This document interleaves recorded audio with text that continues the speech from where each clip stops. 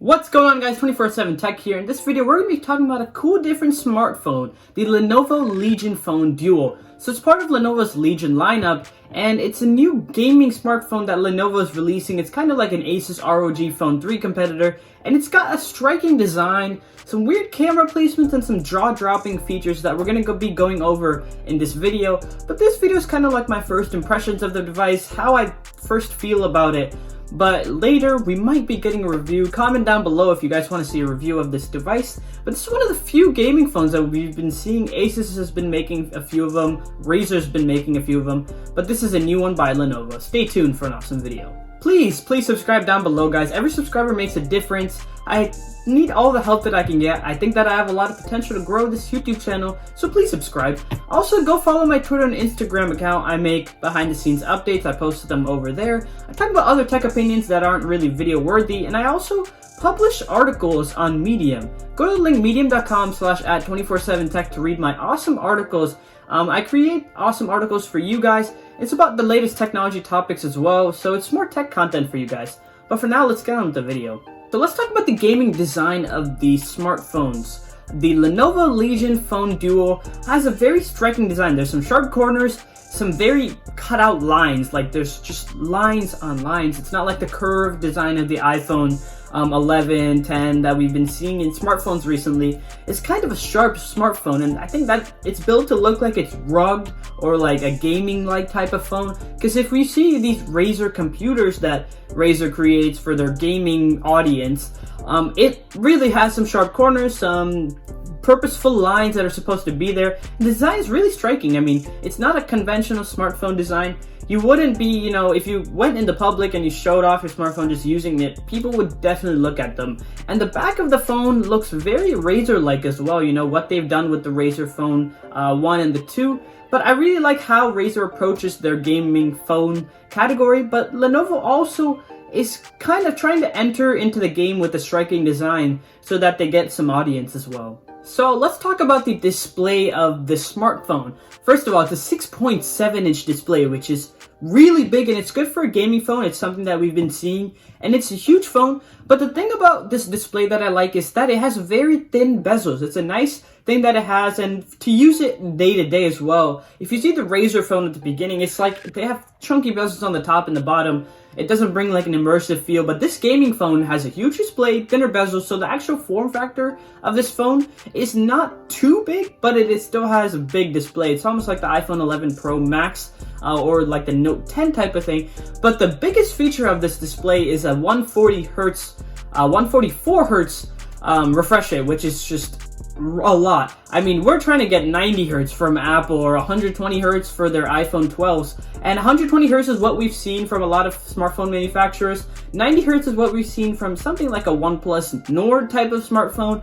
But this one has 144 hertz, which is the most I've ever seen. But the thing is, some gaming apps, so like Fortnite, does just not, it's not compatible with that 144 hertz display. So even if you have that, amazing display, some apps, some games just cannot take it. So they've got an update for this phone and all of that stuff. And I really want games to be programmed or coded to make use of those 120 hertz display, and they don't need to add that feature on later, because there's no point buying a gaming phone with the 144 hertz display, but the game only supports 60 FPS, which is what a normal smartphone like the iPhone 10 would have. So, but the display nonetheless is still really cool, and I wait to see more reviews about it. So let's talk about the cameras on the smartphone. Now, a gaming phone doesn't usually stress on the cameras, but it's more about where the cameras are, what they're doing, that's really confusing about the smartphone. Let's talk about the front-facing camera. It's a pop-up lens, but it's not a traditional pop-up lens like the OnePlus used to have on their smartphones.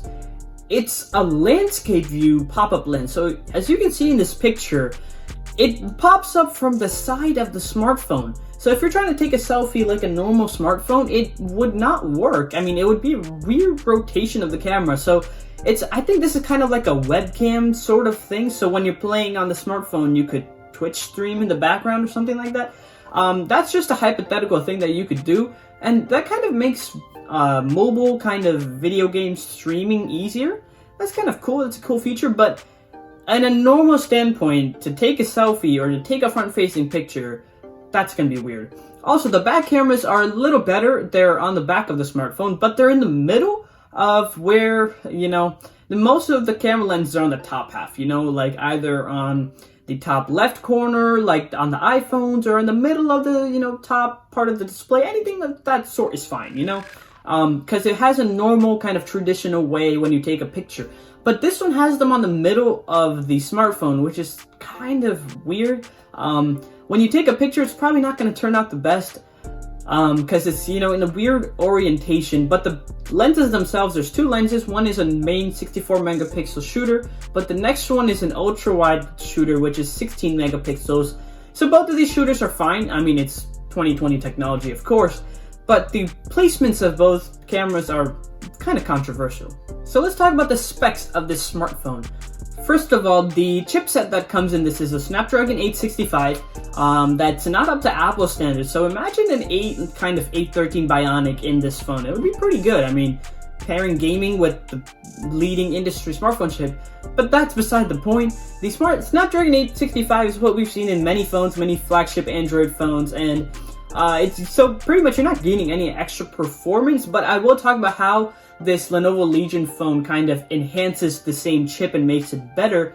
The battery life is a 5,000 milliamp hour battery. It's a dual 2,500 milliamp hour battery. It's kind of like what Apple does with their iPhones.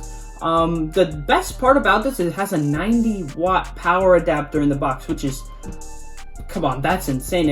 And Lenovo says it would charge up to 50% in a jiffy, so that's really good. It also has two USB-C ports, so this is kind of bringing the laptop vibe or kind of like a PC vibe to a phone.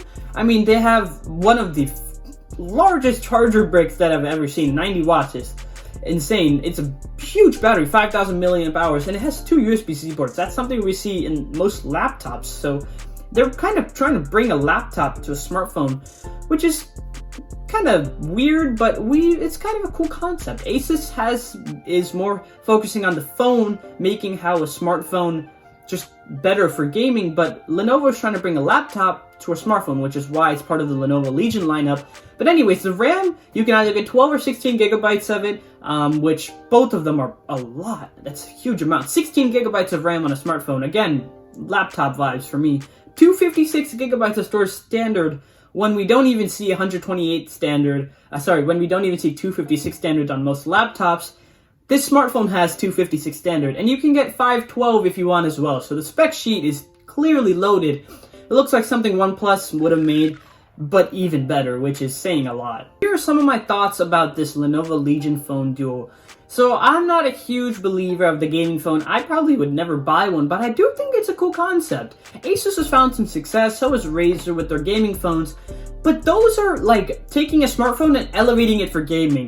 Lenovo's Legion phone feels like they took a laptop and tried to put it into a smartphone, and it doesn't seem wildly successful. I don't think it would work as a smartphone. Maybe if you're a Twitch streamer or a Mixer streamer or whatever, I think that you could use a smartphone as your kind of gaming device and then have like an iPhone or a Samsung or a OnePlus as your normal smartphone. But having this as your smartphone, like your main smartphone, and gaming on the side, which is what a lot of people want to do with mobile gaming, right? I don't think this is the phone. I think the Asus lineup and the Asus's ROG lineup and the Razer phones probably make more sense because they have normal smartphone features as well. But I do like the amazing spec sheet, the 144Hz display, the 90-watt adapter. I think it's an amazing phone. It's kind of a cool concept too, but I don't think it would be wildly successful. Another thing that is worth pointing out, it does not come in the USA. It's meant for the Chinese market, and maybe over there are more mobile kind of gamers who could use this feature set. I live in the USA, so it's not coming to me anytime soon, but I do think it's a cool concept, and maybe Lenovo can find some success in the Chinese market. But here in America, I doubt people would buy that over the Asus or Razer's offerings. Thanks for watching, guys. If you enjoyed this video, please subscribe down below. Every subscriber makes a difference, and I'll catch you guys in the next video. See ya.